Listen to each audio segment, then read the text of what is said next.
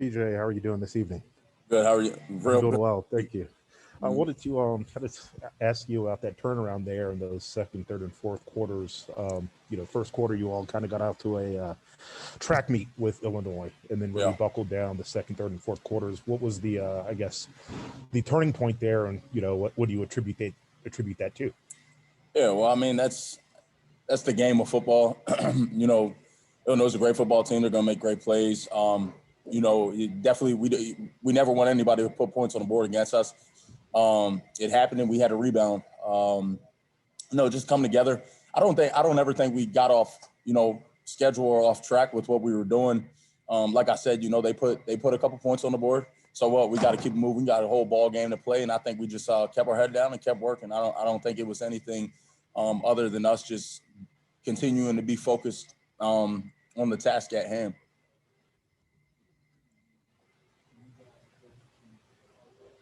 Hey PJ, how's it going, man? But how you doing? Good, good. So kind of going off of that, after the 21-point start for Illinois, was there anything that was maybe said on the sideline? Anybody on the defensive side of the ball that kind of stepped up and spoke up to help make adjustments, Yeah, Coach or Prod was told it us, more we just got kind to. of move forward? Yeah, Coach Prod came over to us. Um, he gave us a stern talking to. Just told us, we got to tackle better on the back end, and we got to be more aggressive and play on their side of the line of scrimmage on the front end as a defensive line. So I think that's what we did.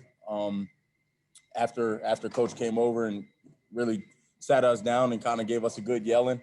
Those were two biggest things for us that we had to do. And especially the defensive line, we knew we had to play better. That wasn't up to our standard. And I know those guys on the back end, think the same thing. Next, we'll go to Rich Scarcella and then back to Elton Hayes. PJ, can you describe what the feeling was like when you were 0-5 and compare it to what it is now after these four straight wins? And do you remember what Coach Franklin's message was to you guys at that point? 0-5, man. I said it a couple of weeks ago. Nobody had slept right in months. It was hard. It was tough, man. I don't think people on the outside really know how difficult it is to lose 5 games in a row. That's something we weren't accustomed to around here. It was really, we were in foreign territory almost. It was just different. But Coach told us, like, it starts with you guys. This family, it starts with this family, and nobody. It's not going to be any magic thing that's going to happen to turn this around. It's going to start with the people in this building, and we got to, one, be together, and two, we have to go out and execute and do our jobs at a high level. So that's what Coach told us. That's what we did. We stuck together and we improved every day in practice, and it started showing up on Saturdays. And now, it's like we're back to what we know. It's back to who we are. We're winning. We're having fun playing the game of football. And it's just Penn State football right now. So, definitely happy and definitely want to forget about how it felt to be 0-5. Hey, Elton, PJ. Oh, we'll come back. sorry, Rose. Go Sorry ahead. about that. Elton, we will come back to you. All right. Hey, PJ. I believe, entering today, you all at Rutgers are the only two Big Ten programs to make it through a 9-game season without having to miss a game. When you see all this stuff going on around the country, the Pac-12, Oregon had to get into the championship game because Washington had COVID outbreaks. There was stuff with Coastal Carolina. That's got to feel kind of extra special to you all to, not just get the win today, but know that you at least made it through the regular season unscathed. Just, the sacrifices that you all made to put this together, and just everyone in the community and the coaching staff, kind of speak to that. It's tremendous. And like you said, we pretty much beat COVID, knock on wood.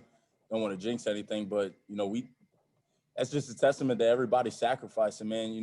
We couldn't be normal college students. The coaches couldn't live their normal lives, and the whole staff, man. Everybody who walks in that building, they had to change their whole lifestyle and sacrifice the little things that that everybody enjoys. I think it's amazing, man. I think I'll say this: one of the biggest things.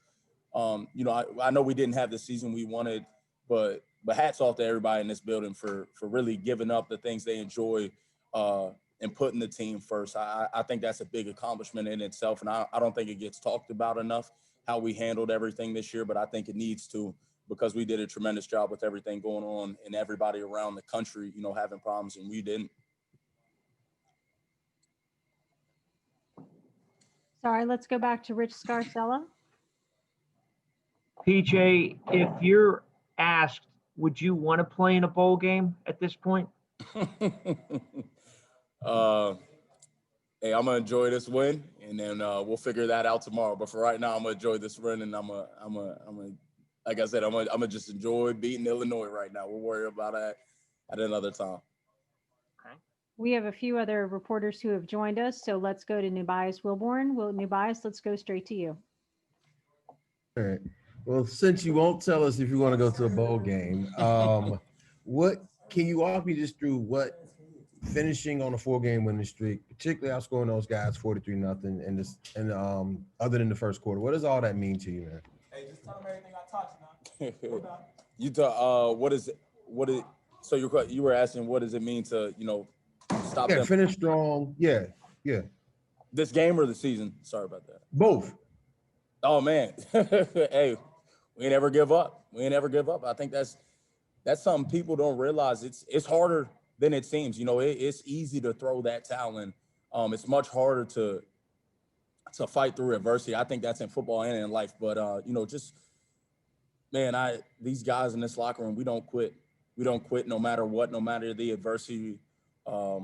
Stick together, play for one another, play hard, and just play the football we know we can. I think not only in this game, but throughout the season, I think that's what we've done. And, you know, it just shows not only the type of football players we have, but the type of guys we have in this locker room to not give up ever when your backs are against the wall.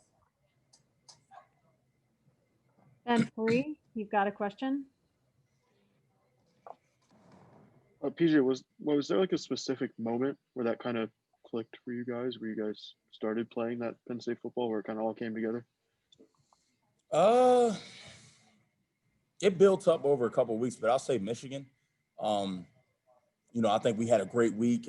We had a couple great weeks. I mean, even though we didn't get the win, we were starting to come along as a team. It would be here and there, but I think Michigan, we really put it all together. And, you know, just that sideline, the energy was different than it had been all season. You know, everybody was energized. We were playing great football. And I think we were like, okay, this is what we can do. This is who we are. Let's continue to do it. Not only Michigan, but let's keep it going for the rest of the season. So I would say Michigan for me.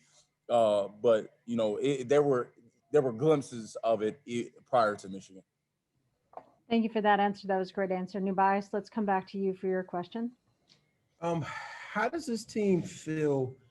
I guess I know you can't answer for anybody else physically, but how do you guys feel mentally? And could you, if it were there, play another game mentally, physically, mentally? Oh man, you trying to get me in trouble today. How do we feel mentally? Man, I mean, that was a good one. Yeah, no, it was a great question, man. I love that question.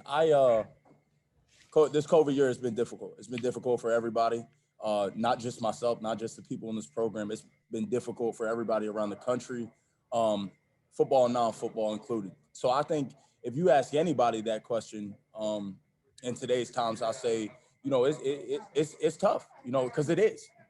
It truly is what we have to do on a regular basis just to be able to play the game. But not only us, people have to do so much and sacrifice so much in their lives during these times. So it's tough. I will say it's definitely difficult, but hey, that's life, man. Life's going to throw a whole lot of battles at you. You got to stand the test of time and you know, just keep your head up and keep fighting, man. So, but like I said, man, I'm going to enjoy this win tonight. I'm going to enjoy beating Illinois. I'm going to enjoy it for a long time. And then whatever happens in the future, it's going to happen. But for right now, I'm going to enjoy beating Illinois.